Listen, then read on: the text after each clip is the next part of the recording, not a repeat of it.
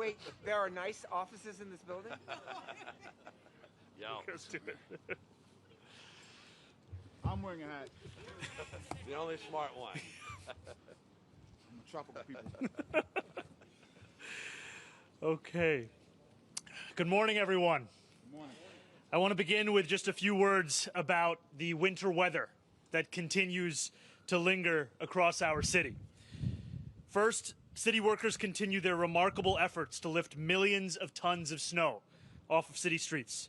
DSNY workers have worked relentlessly to melt over 122 million pounds of snow and to lay more than 209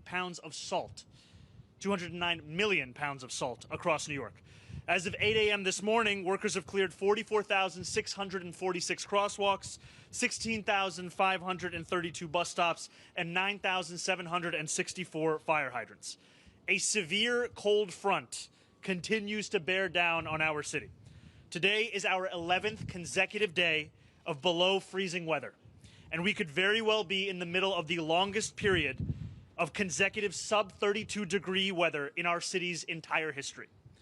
Without temperatures rising above freezing, snow has hardened into blocks of ice. But the greatest danger posed by this sustained cold is to vulnerable New Yorkers who remain exposed to the elements. As of this morning, 16 of our fellow New Yorkers have passed away outside during this brutal stretch of cold. In 13 of these cases, preliminary findings indicate that hypothermia played a role, and 3 of these deaths appear to be overdose deaths. We await final results from the medical examiner's office and will inform New Yorkers as we learn more. Each of these lives lost is a tragedy. My heart was with the family of those mourning their loved ones. We are continuing to do everything in our power to get every New Yorker into a shelter where they will be warm. The cold is showing no signs of stopping, so neither will this city's efforts. From information available now, it appears that none of the individuals who have died outside were living in homeless encampments at the time of their death. New York remains in a code blue. If you see someone in need, please call 311. Outreach workers and first responders from the NYPD and FDNY will respond and get those New Yorkers the help that they need. Our outreach workers have only intensified their work to get homeless New Yorkers into shelter. We continue to operate warming sites and warming vehicles across the 5 boroughs. We have expanded shelter capacity, relaxed intake rules, and are working with our partners across the city to increase outreach. As of this morning, we have made more than 930 placements to shelters and safe havens. We have also involuntarily transported 18 New Yorkers who were determined to be a danger to themselves or to others. We have expanded our mobile warming units to a fleet of 20, which are moving throughout the city, equipped with clinical staff to treat New Yorkers' needs and get them off the street. If you are hearing me speak right now and you are not sure if you will be looked after, please let me make myself clear. Every single person will be cared for. No one will be turned away. As part of that commitment, we have added 50 new single-room shelter units for those who are uncomfortable with other forms of shelter, because we want every New Yorker to know that shelter is there if they need it. And as I said this weekend, while city government will not rest in this work, we ask New Yorkers to do their part as well. Please check in on your neighbors, especially more vulnerable New Yorkers like those with disabilities, older adults, and those who lack reliable access to heat. We will get through this cold, and we will get through it together by looking out for one another and by caring for one another. Now, for today's remarks. On January 1st, 1990, 36 years, 1 month, and 1 day ago, David Dinkins was sworn in as the first black mayor of our incredible city. As he delivered his inaugural address that day, he laid out a vision for all of us. We will never be mean-spirited, and we must never lose sight of our dreams. We are together today to not only pay homage to the legacy of a great New Yorker, but to fulfill those words, as we make it just a little bit easier for New Yorkers to keep sight of our dreams and of this city we all love. As we mark Black History Month, we are celebrating a city that has been sculpted in millions of ways by millions of black New Yorkers, those who walk our streets today and those who came before. They are jazz musicians who reinvented what music could be, academics and scientists who push forward the scope and scale of human thought, artists of all kind whose canvases captured the true breadth of this city and all who call it home, and politicians like Mayor Dinkins, who made our city better, fairer, and more aspirational. In many ways, Mayor Dinkins was ahead of his time. He tied racial justice to economic justice, worked tirelessly to uplift poor New Yorkers, and strived to close the gap between the wealthiest of this city and the most impoverished. He uplifted at-risk youth, invested in the physical infrastructure of our city, and worked to unify a city that remained in many ways divided along racial lines. He spoke famously of the gorgeous mosaic that is New York, but he recognized that speaking of it wasn't enough.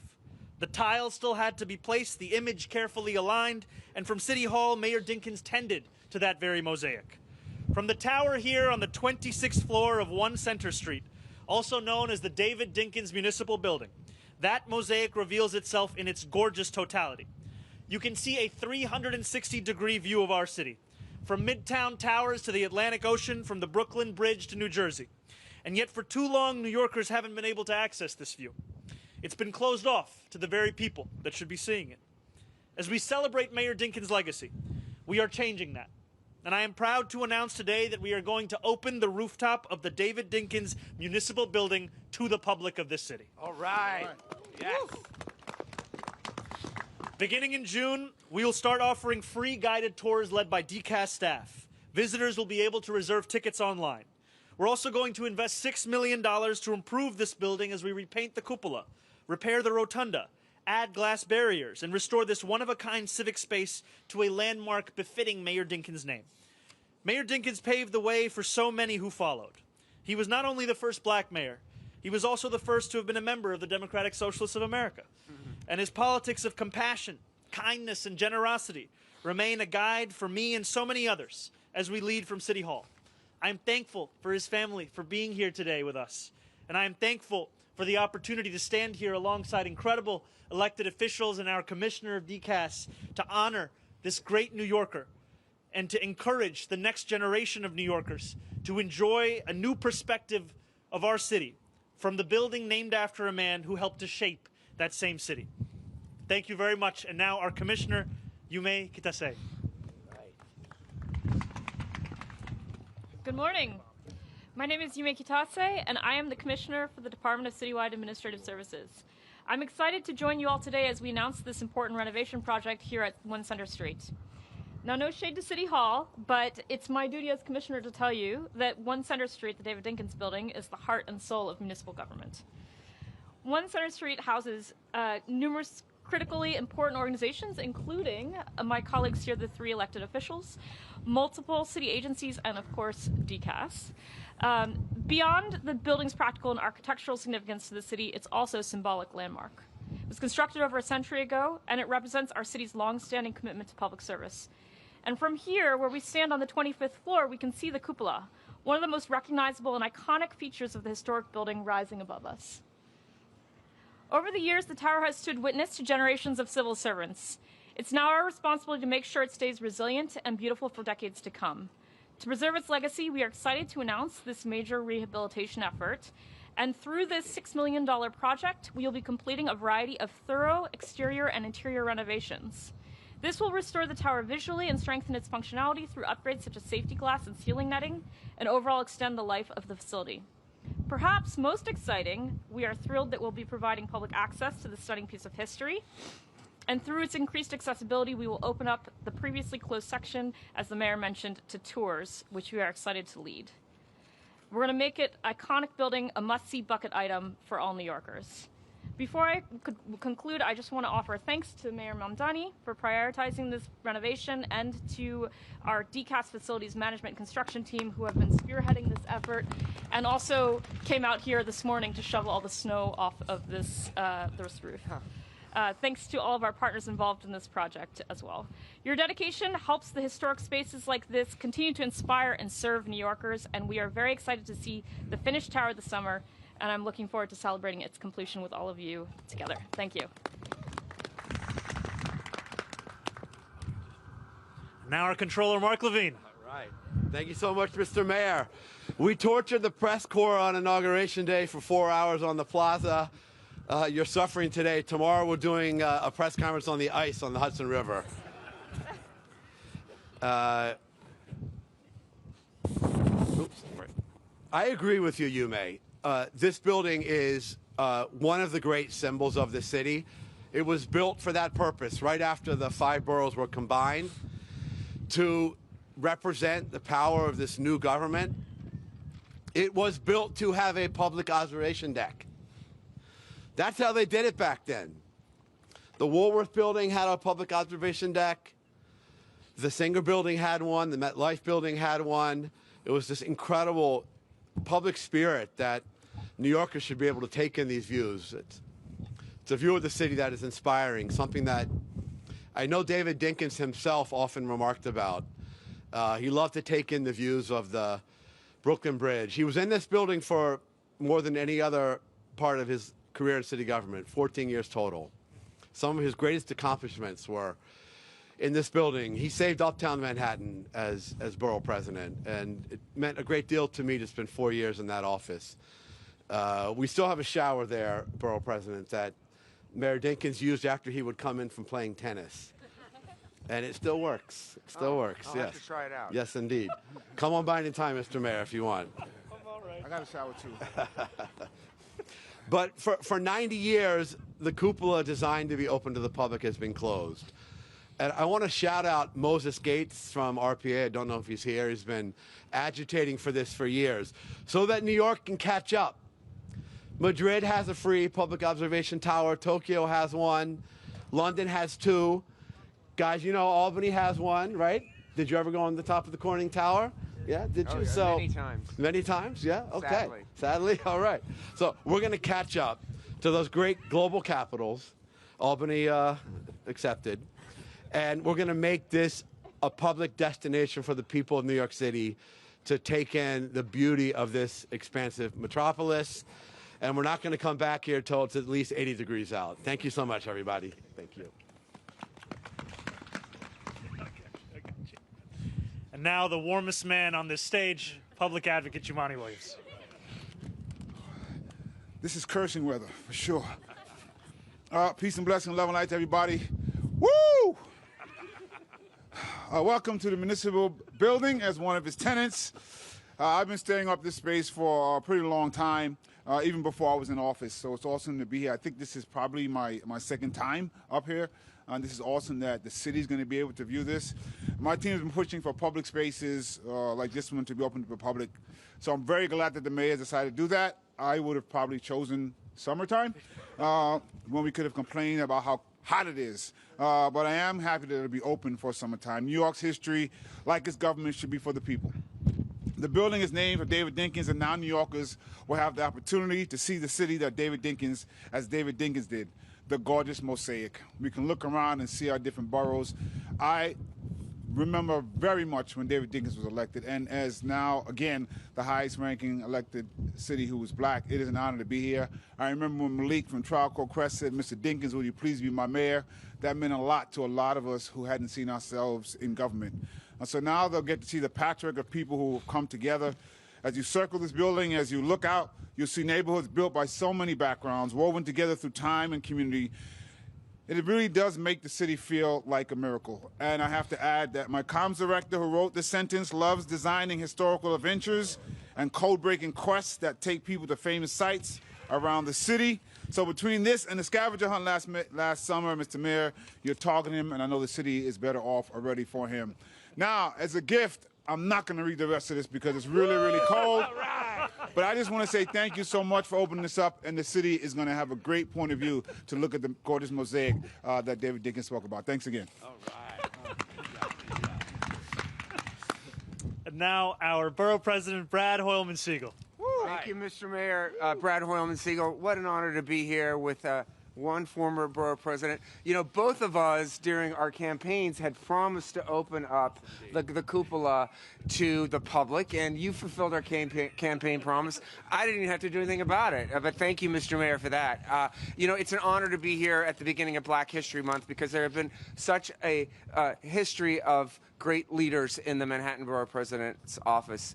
Constance Baker Motley, the first black woman federal judge, Percy Sutton, C. Virginia Fields, and of course, David Dinkins, who we are honoring today in this amazing building. You know, Stanford White, his storied architectural firm, built this building. They had also built the Brooklyn Museum, and of course, the demolished Penn Station. So I'm sure that those architects wanted the public to see these incredible details, including civic fame, that statue that stands atop and represents the consolidation of the 5 boroughs. So thanks to the mayor, you don't have to pay $50 to get up here like you do at the Edge in Hudson Yards or the Empire State Building, or $50 to go to the top of the Rock. New Yorkers can see these views for free. Thank you, Mr. Mayor. All right.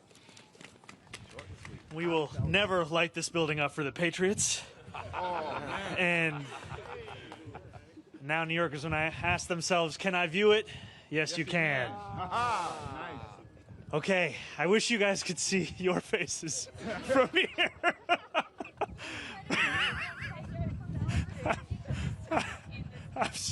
I'm sorry. Yes, I'm all right. How are you? Good. I just wanted to ask about. Sorry, if I could just ask you to speak up because it's a little difficult here. I wanted to ask about the warming buses across the city. In some experience going out in the Bronx, we saw there was supposed to be a warming bus outside of Jacobi Hospital, and we got there at the time the bus was supposed to be there, and we circled, and there was no bus. We went to one at the Clinton High School. There was a bus, but no signage for anyone to know that that's a place that they can go to stay warm. So is there any further outreach you're doing aside from, letting other government officials know to encourage people to go to these buses? Like, people don't watch the news, people don't have social media. How are they knowing that this is a place they can go I think to your point, we can never rest on our laurels as a city government. We have to go out there and tell New Yorkers directly. Yesterday evening, I was at a safe haven site in Midtown Manhattan, and I got the chance to thank a few outreach workers for the work that they're doing. Because as we all shiver up here in this cold, they are spending hours at all hours of the day outside looking to speak directly to homeless New Yorkers, to actually tell them of those warming buses and to bring them to those warming buses. And that direct street outreach is critical, and it has been a significant part of those workers, as well as those at FDNY and NYPD, being able to make nearly 1,000 placements at this point since we initiated Code Blue. And we will continue to share this information to New Yorkers. The most important way will be that direct outreach, but we will use every single avenue available to us. And just to give a sense to New Yorkers of the different options available, we are speaking across the 5 boroughs of warming buses and vans. We are speaking of mobile warming units that are equipped with clinicians as well as resources, and then warming centers as well themselves. And what we are also working with NYSEM to do right now, partially in regards to your question, is to add additional signage outside of these units so that for anyone walking by them who hasn't actually been met by an outreach worker during their shifts, that they know that these are the units that should be keeping them warm. That signage is going to be rolling out today and tomorrow. And it's important, frankly, that we not just rest on that signage, we not just rest on that direct outreach, but that we continue to use every avenue available to us. We'll continue to do so. Thank you so much. Hey, Mayor. How's it going? I want to ask you a question. You look warm. That's right, Yeah. exactly. See, that's what You I look thought. warm. Where are these guys going? Hey, come on. Hey. Get out. Okay. That's good. Get out of here. All right. Okay. I guess a few people will pay to come up and see this viewing site. All right. It's just me and my commissioner. I work for you, so. Yeah. Yes, please. That number keeps going up day by day, and initially I think your administration told the police department that DSS was going to handle the lead on homeless outreach. And I'm wondering, do you regret that decision at all? And do you think that decision has anything to do with the number of people, increasing number of people who have died out in this very frigid weather? So I want to be very clear that NYPD has been a part of the outreach efforts throughout Code Blue. They have been a part of it. DSS workers have been a part of it. It's been a whole of government approach. And I think the primary issue here is the weather that we are experiencing. We are speaking about already one of the coldest periods in New York City history, and what could end up being the coldest period in New York City history. And what these city workers have done, no matter whether they're DSS, NYPD, any other agency, they have done the work of reaching out to New Yorkers to make now nearly 1,000 placements. And we know that that is work that has to continue. That is work that we will not rest so long as this cold continues and so long as there are New Yorkers who are outside.